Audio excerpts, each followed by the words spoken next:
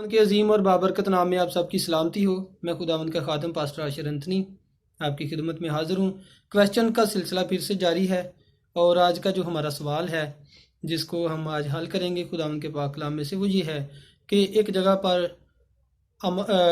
دوسرے ساموئیل کی کتاب میں لکھا ہے کہ خدا نے داؤد کو ابارا اور وہ اس گناہ کے لیے، اور ایک جگہ پر تواریخ کی کتاب میں لکھا ہے کہ ابلیس نے اس سے یہ کام کروایا۔ یہ دو پہلو ہیں، ان دونوں میں سے کون سی بات جو ہے وہ کس طرح ہم مان سکتے ہیں؟ تو آئیں ہم خدا ان کے پاک کلام میں سے سیکھیں۔ اس سے پہلے کہ ہم خدا ان کے کلام کی تلاوت کریں، چینل کو سبسکرائب کر دیں، لائک کر دیں اور شیئر کر دیں۔ خدا آپ کو برکت دے۔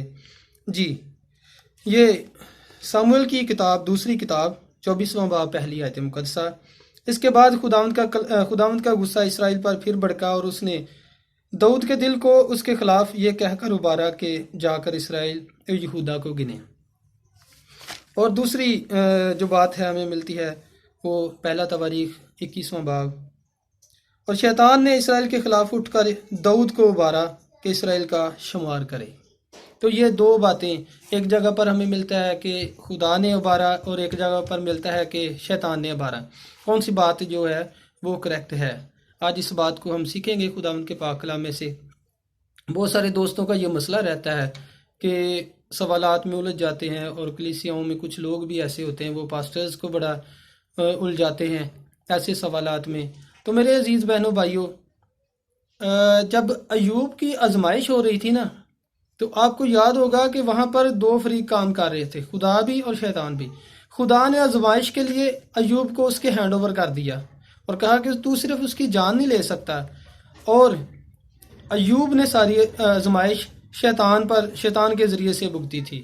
اسی طرح خدا جو ہے وہ خود نہیں شامل ہوا، اور شیطان نے ساری آزمائش اس پر لائی، اس کے جانور مار دیے، اس کے بچے مار دیے، اور اس کا جو کچھ تھا وہ سارا ختم کر دیا۔ حالانکہ خدا خود انوالو تھا، خدا کہہ رہا تھا آزما کے دیکھ لے، وہ میرا بندہ ہے۔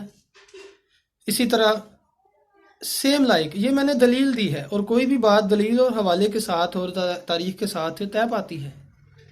تو ایوب کا جو معاملہ تھا اس کو خدا نے سیم لائک داؤد کے طرح کمپیئر کر دیا، اور کام شیطان نے کیا ہے لیکن خدا نے اس کے ہاتھ کر دیا، شیطان کے ہاتھ میں، جس طرح ایوب کو خدا نے شیطان کے ہاتھ میں دے دیا تاکہ وہ اسے آزما لے۔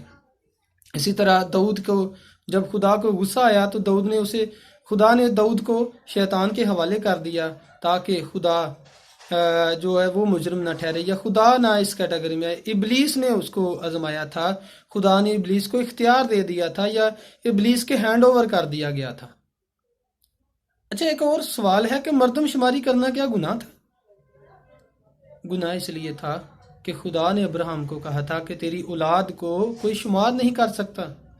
اگر تو ستاروں کو گن سکتا ہے جو آسمان کے ستارے ہیں، تو تو اپنی اولاد کو بھی گن لے گا۔ یہ پیدائش کی کتاب میں ہمیں ملتا ہے 15ویں باب کی 5ویں آیت میں لکھا ہے، اور وہ اس کو باہر لے گیا اور کہا کہ اب آسمان کی طرف نگاہ کر، اور اگر تو ستاروں کو گن سکتا ہے تو گن، اور اس سے کہا کہ تیری اولاد ایسی ہی ہوگی۔